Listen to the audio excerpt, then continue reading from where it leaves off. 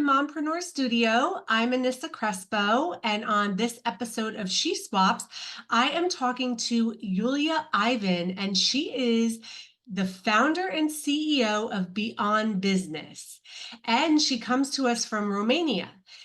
So Beyond Business is a company that offers business transformation and change management consulting. And in addition to her entrepreneurship role, Iulia offers inclusive leadership mentorship through experimental programs to women all over the world. Previously, Iulia held different executive management positions within Europe and also the Middle East. And in these roles, she was a factor of change, provoking the status quo, and brought innovative solutions. Alongside, she was volunteer mentor for organizations like Power to Fly, She is Mom, and that's where she supported women in leadership positions. So, wow, Iulia, welcome. How are you today? Thank you. I'm good. Thank you so much for having me, and it's great to be here. Yes, of course. So you are quite a remarkable woman. You have done a lot of things, and I am excited to hear all about them. So tell us about your business, how you got started in it, some of the things you've done, and then, of course, we want to hear about your book as well. Thank you. So I started my company out of frustration in the beginning because I realized that the higher I got in the management position, the lonelier I got from the gender perspective, and also, let's say, the bullying and the sexism and misogynism I felt like a junior manager, it only increased with the rank in management. So I said, okay, then I have to remind myself that in 10 years ago, I wanted to be an entrepreneur. So maybe this would be my path. And in the beginning, it wasn't about consultancy and transformation and change management. It was I started let's say test it with offering recruitment for entrepreneurs, but then quickly I realized it wasn't for me.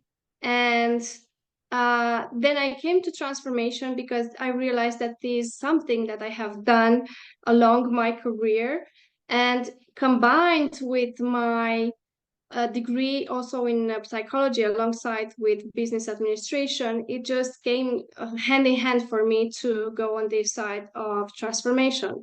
And also because, as you mentioned, along the side, I have mentored women, and I realized that many of them, just by being in mentoring sessions with me, they started to make a difference in their lives and to make changes in how they lead their departments and how they lead their businesses. I said, okay, this is something that I want to do. And then I started to offer consultancy for businesses, and also to kind of make it more humane and more easy for them to go through these changes that sometimes companies are facing in terms of being competitive in the market. Wow, that's amazing.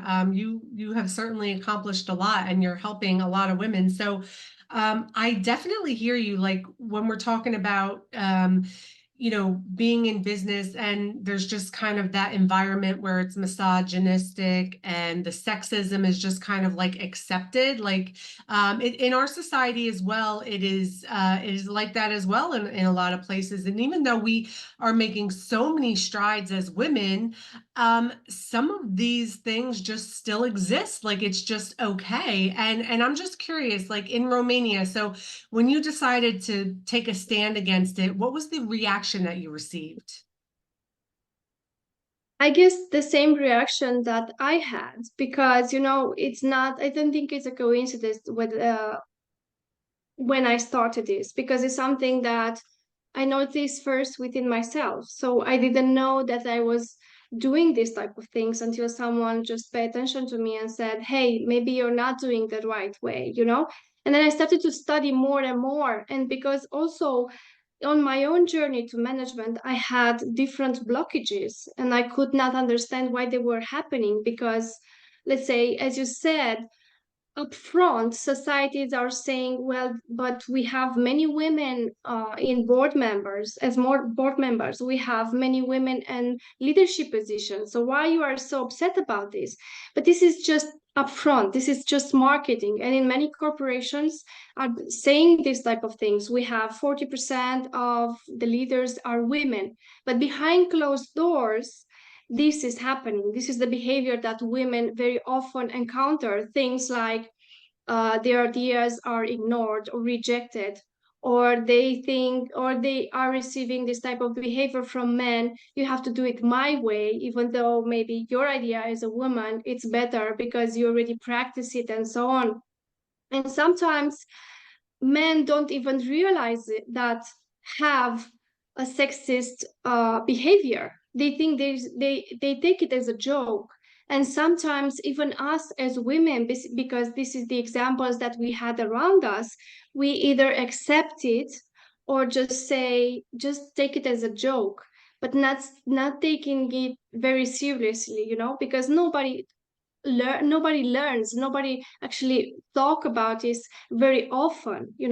There are indeed some articles, but when it comes to day-to-day operation, day-to-day behavior, very few people are saying about this. And coming back to your question, it is very hard to speak about these things. And sometimes the level of bullying is even higher because it's the other side and saying who you are to speak about these things, or maybe, oh, you're just too sensitive, or we were just joking and so on. But it's not about joking, it's about having an ethical behavior, and just making sure that we don't go to that side, and making sure that we respect each other. Because I'm sure if, let's say, men are doing between themselves, they say it like a joke, but it's not right to do this just even as a joke. Yeah, you're 100% correct. And, it is so important. You said it's not talked about enough. We're constantly like hushed up, like we can't speak up about our ideas because somehow they're not as important. Or if we do speak about them, they're just ignored or brushed away, like they don't matter. And then what happens, like you studied psychology. I had studied psychology as well briefly when I was in college. And like what happens when we're surrounded in these environments where our ideas are constantly hushed? It's like we start to believe that our opinions don't matter, or our thoughts are not valid. So we tend to just not even bother speaking up about it. I mean, I've certainly in my career have experienced, a situation where I have a great idea, or at least I think so anyway. And it probably is a great idea, but I'm like, I'm not even going to bring this up because it's not going to be acknowledged, or it's not going to be considered. But if Joe Blow over there says something that's remotely, not even relevant to what we're talking about, it's going to be like, oh, how do we implement this new SOP? And it's just the way it is. And sometimes they don't even realize that it's happening. That's the worst part about it. And you even said it yourself. And the other thing is like, we're always considered sensitive, like, oh, maybe she's too sensitive and that's why she's upset about this, or somehow it has to do with our emotions. No, it's the fact of the matter is this isn't right. So such great points. Subconsciously, men knows that too. But because for millennia we have been taught that patriarchy is the best, right? Men are also kind of forced subconsciously to behave like that and in a way show their superiority. And women, on the other side, have been taught that their ideas and opinion are not taken in consideration. From the society perspective, we as women, as gender, have been recognized to be a civilian just only 100 years ago. So we have millennia behind us where we were shut down, where we were tortured, where we were closed in psychiatric asylums because we dare to speak our voices.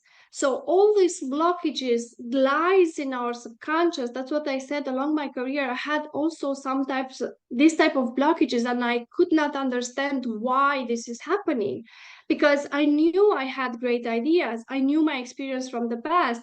But sometimes, as you said, in some meetings, I would hold up my voice just because I had this idea of maybe it's not the right one.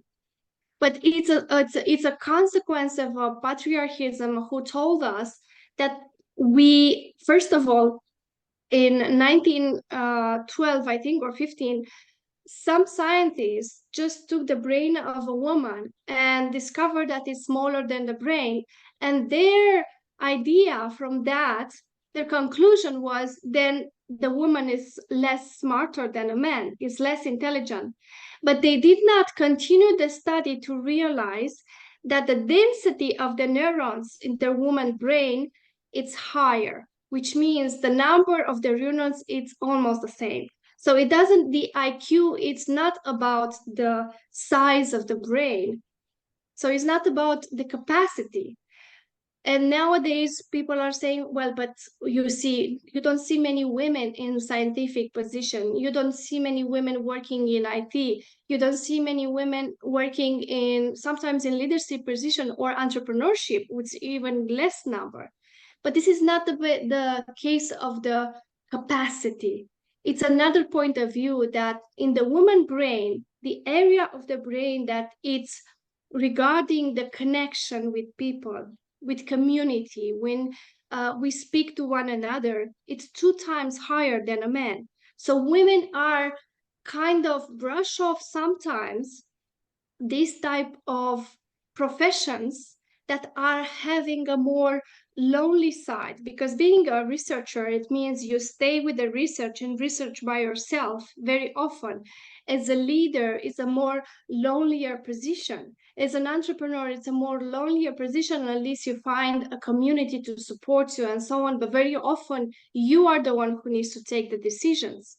So this is also something that we as women have to take in consideration when we look at ourselves, but also when it comes to men. Another consequences of patriarchy, it is that for men are kind of forced, as you said, to push down their emotions. And you see that in the cases of the studies that men are 3 times likely to suicide than women, because patriarchy said you have to be tough, you have to be superior, and very often it sells this image of a leader who doesn't have any emotion, doesn't care about anyone, makes a lot of money, has a lot of women and a lot of fancy cars and so on. And this is just it's pushing men to engage more in high risk behavior, more to have more accidents, to go more to alcohol and drugs, and therefore their lifespan is shorter than women. This is another sign of how bad patriarchy does not only to women but also to men. Yeah, those are such great points. And I love the brain study example. I mean, just because the brain is smaller in size doesn't mean that what it's doing on the inside is not just as powerful, if not more. Let's look at computers. When computers first came out 30 some odd years ago, they were enormous. They were huge. Now you can have a computer or a video camera that's minuscule, and it's pretty powerful because what's going on the inside has nothing to do with how big it is on the outside. And another great point that you brought up, we're empathetic. We do have those emotions. We are able to not only be leaders and just as smart, but we also can create this sense of community where we are able to utilize our emotions. And a lot of I've heard men say that, you know, women don't make great leaders because they make decisions based on emotions, and that's just not a fact.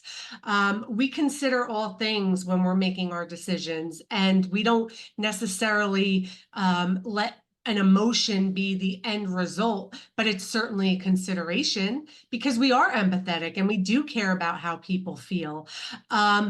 Another great point, I was talking to a woman the other day in Australia, and her husband had an addiction, a gambling addiction. And he tried to take his life because he felt that there was no community, that there was no support. He felt that he could not talk about his struggles and what he was dealing with. And so many men go through that, and that's why their rate for, you know, the suicidal ideations, and, you know, it's higher because they don't know how to deal with it, so to speak. So And you very often what many societies do, it is to kind of shove them right to this path, because among friends and business partner and so on, what is the words that they are using? Oh, you're such a sissy. Stop complaining. Stop crying. You're not a man if you're crying, right? And exactly this is as the man you mentioned didn't feel that there is a community, because from the society perspective, a man should be what? strong. Doesn't show emotions. Hmm. And surprisingly, it is that if you go to boardrooms, if you go to different companies, a lot of men are using emotions, and a lot of men screw up a lot of companies and deals because of emotions. Yes, they And not do. because they don't know how to manage them, it's because they don't know what to do with them. Because very often it's not about us feeling emotions, it's about what we do with these emotions and how do we perceive these emotions in the moment, right? Because very often I noticed I was in a room, right, with one of my clients. They had to do a deal for 5 million, and the man in the end got annoyed and got angry just because he perceived, pay attention, he perceived that the other person was mocking them. Wow. Wow. And that the person was really respectful, because I was next to them. It was really respectful. The whole deal, the whole negotiation, and the merger did not happen just because this guy had a perception, right? And after that, we talked about it. We thought about it, and we said, Mike, what happened? What happened in there? It was a done deal. We discussed about this. It was the deal that we discussed what was going on. And he told me what happened. And he said, okay, where did this happen? Where else in your past it happened? No, he was doing exactly like my father. No, he's not your father, you see?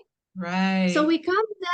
we come down to how our past and our environment shape our reality, and very often this reality is not necessarily the reality of now, Oh, that's so but true. of the past. It's so true. We're, you know, our subconscious is so much more powerful than we even are literally aware of. And you don't realize how these types of things can affect your behavior every single day in life, in business. And, you know, what I'm hearing you say is, as women, like, we do deal with these emotions and we can process them differently. So once we're able to process them and have different reactions and not just maybe act on it, you know, Depends. the It outcome. depends. It depends. I'm not saying that let's say we are superior from this perspective. No, I'm no, no, no, saying no. that we talk more often. we call a girlfriend and say, hey, this happened to me, and we lash out in a way, right? And we Right. have this type of, when we have this type of debates, we have the opportunity to also look back, take a step back, and look at the big picture Mm-hmm. and say what happened, right? Where very often men don't have this possibility because they were never thought about it. What they were taught? They were taught to take risks. They were taught to go along with everything. They were taught to protect. They were taught to go to wars, but they were never taught to discuss about it, to analyze their emotions. So very often, that's why men are more suicidal than women, because if They're they go to a stuffing. friend, yes, and talk about emotions, there is a language that they are unknown for them, Yeah, that's such and a it's a great point. language that it's also from the society perspective, from men it's not kind of allowed. No, it's not. And it's not accepted. It's not it's considered, as you said, sissy or, whatever other words that they might be using. But I heard you say the word superior. Men are not superior, women are not superior. We're just different. And it's so important to talk about these things so that we can Yes, identify how we're different and what we can do to, as a group make ourselves better. And, I'm always looking for an opportunity for growth and learning and getting better. And I don't, come on a platform and just, I'm not bashing men or anything like that. We have to work together. I have amazing men in my life. I love exactly. my husband. I have a son. You know, we do have to figure out a way where we can utilize our strengths and our weaknesses to Mhm. just do better every single day. So you authored a book all about um being in a patriarchal society and thriving as a woman leader. So I really want to hear about that. I want to hear about the book, where I can find it, and just a little bit about that. Okay, so the book came out because I had this idea of I wanted to write a book for women, to support women. And how could I do that just by, just talking about my experience as a leader? But I wanted with this book to also bring some of my personal struggle as a leader, just my story, because very often I think leaders are seeing this untouchable authority, and especially if, for example, I went to a room and did not say anything about my function, then people were light and welcome and so on, and they say, oh, you're so warm and you're so nice, and let's talk about it. But then if they find out about my position, they were all stiffed and they just put a mask and say, kind of restrained, right? And I wanted to bring a little bit more light of what it as a woman, because it's not only my experience but also the experience that I had through mentorship, but also discussing with other women in leadership positions, what happens with us and the challenges we face as leader, also internally, it's happened as a consequences of patriarchy, but also externally, because as I said in the beginning, it's marketed out there that we are in more leadership positions as numbers, as functions, but as a pay, we still have a gap. Oh yeah, As respect, we still have a gap. huge. As recognized as authority, we still have a gap. Sometimes it happens, even for me, I had men under my in my team, right? I was their superior, but very often they just took my input as a joke, right? They did not respect that. So this is also consequences of patriarchy, and how just men discuss about it and take it as a joke. Oh, she's a leader, right? And sometimes very often it says, you're a woman leader. If you're a woman leader, and it's also as a beautiful woman, as happened to me, you most likely you did something to achieve to get there, right? You get Yes, my point, I right? get it. It's never it's never by merit, it's never by hard work as it was. It must have been something you paid someone off or you did something else, right? But Exactly. I just wanted to share my story to women out there to understand that it's possible to be in such position with your own work, despite the fact that around yourself you will always find naysayers, you will always find bullies, you'll always find negative people who would say things about you. But I think in the same way I wanted to encourage women to just follow their dreams, but without accepting the bullshit that is coming towards us, and also not to accept anymore this bullshit and start to call out the bad behavior, not the bad people, because it's not about people being bad, it's about the behavior that most probably comes from patriarchy, from the people who are around us and nobody told them that it has to be better. So I think as societies will change, not only if men change their behavior, but also for us speaking up and speaking about these things loudly for the men to hear us and say, hey, this is not right. Because I had at some point, I call out a man in a professional way and say, hey, did you mean to do that with me? Because this is what I felt. And I found this respectful and offensive and so on. And he was really surprised and said, it was never my intention to do this. I really respect you as a professional. I really respect you as a person. I really enjoy working with you, but I was not aware of that. So I apologize if this was the type. But if we don't speak up and we don't call them out, nothing is changing. They will keep having the same behavior over and over again. And the problem it is that it will pass on to other generation. So this is kind of my intention behind it. It is the high level intention, as I might say, it is to lower the number of violence acts against women and children. And I think this is happening again with educating men and call them out and point out what behavior needs to change, but also from our perspective to speak up and to give the women, the daughters, the nieces that are coming after us better behavior and a better example of what it was in the past. Well, that's exactly right. I mean, it's about awareness, and it's not just awareness for men, because as you mentioned, there's always going to be the naysayers and the haters, as we call them, no matter where you are. Sometimes they're a lot closer to you than you might expect. And And unfortunately, it's also us as women, because this is also my intention with the book. The men today, they were raised by the women of yesterday.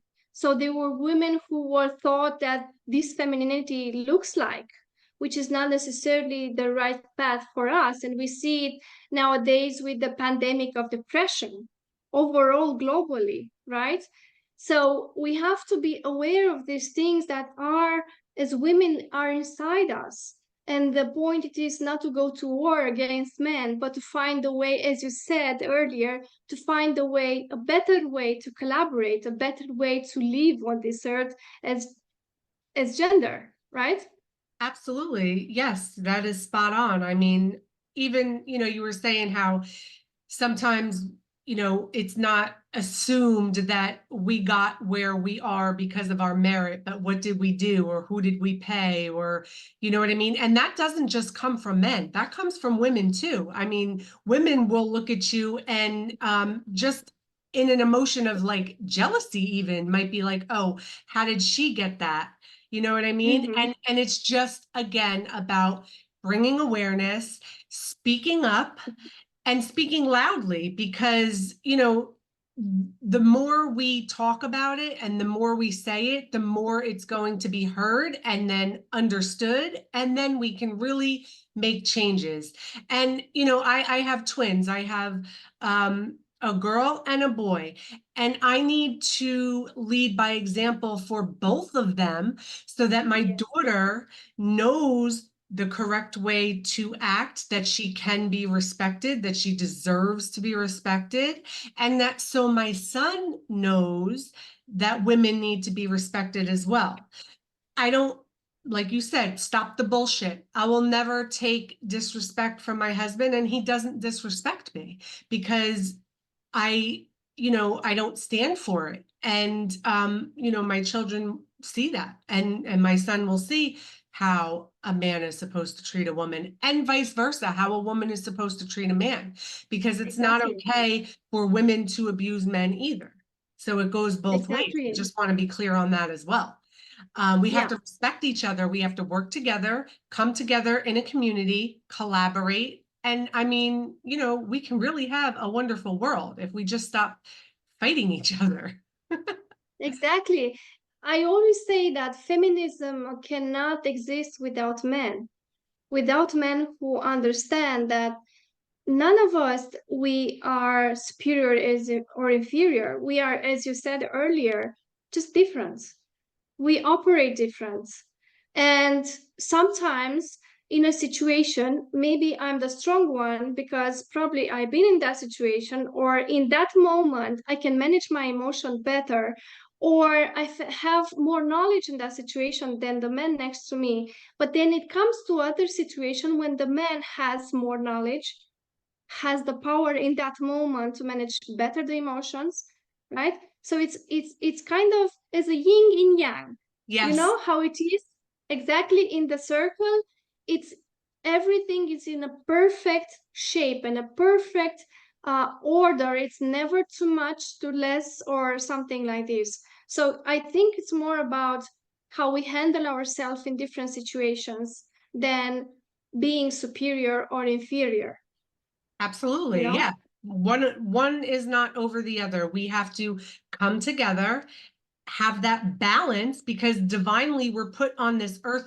We have different roles and different things that, by nature we're made for, like actually created for. But we do have to come together and just work together and be in perfect harmony. That's what it's about. So, Exactly. Yulia, tell us one more time the name of your book, where we can find it, and then what do you want to leave this audience with?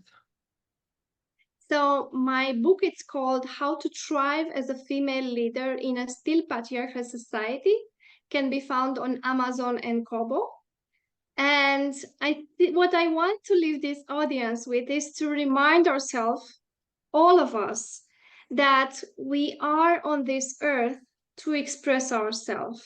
And in order to do that, we need to learn how to communicate each other and how to support each other, no matter the gender. And I think great ways and great businesses, great outcomes are happening where women and men are coming together and recognize their own worth without fighting each other, without bullying each other, without dismissing each other, and, uh, respect each other. Respect. It's so true. We need to be more respectful of each other, of ourselves, and it's going to be a great world to live in. Yulia, thank you so much for joining me today and sharing all of that. I really enjoyed our conversation and being able to speak up and put some great points out there so that we can make changes. Thank you. Thank you so much for having me, Anissa. It was lovely to be here.